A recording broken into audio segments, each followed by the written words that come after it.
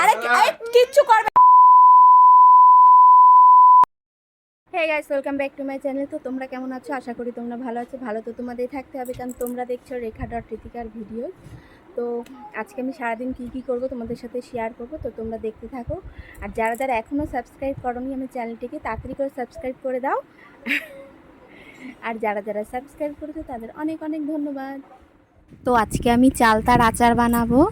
তো রান্নাবান্না সকালবেলাই হয়ে গেছে, সকালে তাড়া থাকে বলে সেজন্য তাড়াতাড়ি করে রান্নাটা সেরে নিলাম। তো দেখো চালতা কাটতে বসে গেছি, তো এত স্লিপ করছিল, চালতাগুলো এত লোদে সেজন্য আমি কাটতে পারছিলাম ঠিক করে। এমনকি দেখো বটিটাও পর্যন্ত সরে যাচ্ছে, আমি ধরতেই পারছি না ঠিক করে।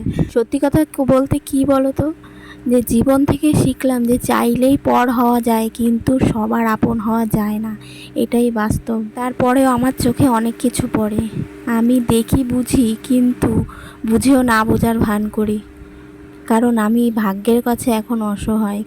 অনেক চেনা মানুষের অনেক অচেনা রূপ দেখলাম। খারাপ সময় ঠিক একদিন শেষ হয়ে যাবে, কিন্তু বহুরূপী মানুষগুলো যে ব্যবহার মনে গেঁথে থাকবে আমার সারা জীবন।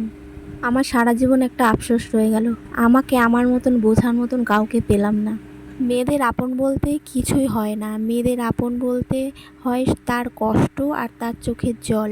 সবাই ছেড়ে গেল, কিন্তু এই দুটো জিনিস মেয়েদের কখনোই ছাড়বে না, তার চোখের জল আর কষ্ট। এতদিন সবার কথা শুনতে শুনতে মুখের উপরে জবাবটা দিতে শিখেছি, তাই তো আজ ভালো থেকে খারাপ হয়েছি সবার কাছে। তো যাই হোক, অনেক কথা বলে ফেললাম। দেখো আমি এখন প্রেসারে সিদ্ধ করে নেবো চালতাটা, কারণ এমনি কড়াইতে বসালে অনেকটা সময় নেবে, সেজন্য আমি প্রেসারে সিদ্ধ করে নিয়েছি।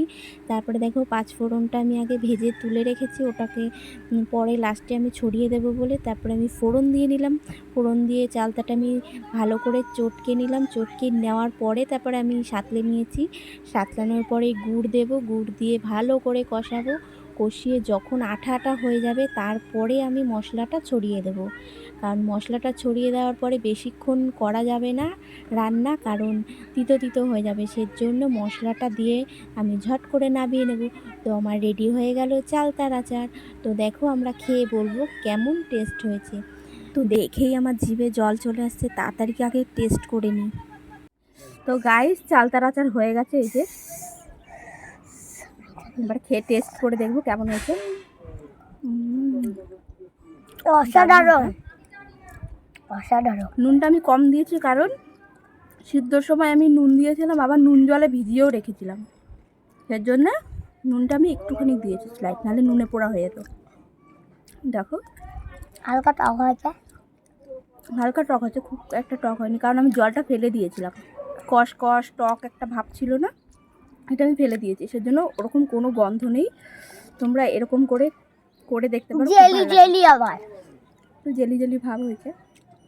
আমার মা বেশ ভালো বানায়, প্রত্যেক বছর গরম বা শীত হলে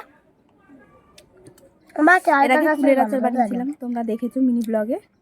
তো চালতার আচার খেয়ে তো আমার অর্ধেক পেট ভরেই গেছে, তো তাও দুপুরবেলা ভাত খেতে হবে, তাই দেখো আমি কি রান্না করেছি। ভাত, মাছের ঝোল, চিংড়ি মাছ ভাপা। তো তাড়াতাড়ি করে খেয়ে নিই, তারপরে মেয়েকে আবার দাঁতের ওখানে নিয়ে যাব, মেয়ের অনেক দিন ধরে দাঁত উঠছে না, সেজন্য।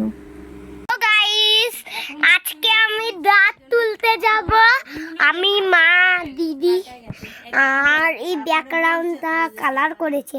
আর এই দাঁতটা আমার অনেক দিন ধরে উঠছিল না, তার জন্য আমি বাবু দাদুর তার জন্য আমি একটা দাঁত আলাদা দাদুর কাছে যাব। চলো যাওয়া যাক। দেখো ওখানে দাঁতের ডাক্তারের কাছে নিয়ে চলে এসেছি, অনেক দিন ধরে দাঁতটা উঠছিল না, তো ভয়তে হাত পা কাঁপা শুরু করে দিয়েছিল। তো আমি ফোনটা বন্ধ করে ওকে তাড়াতাড়ি করে চেপে ধরেছি, কারণ না হলে ও করতে দেবে না, ভয় পাচ্ছিল, ওখানে অবশ্য করতেই দিচ্ছিল না। তো মোটামুটি ওর দাঁতটা তোলা হয়ে গেছে, দাঁতটা উঠে গেছে, তোমরা দেখতেই পাচ্ছ।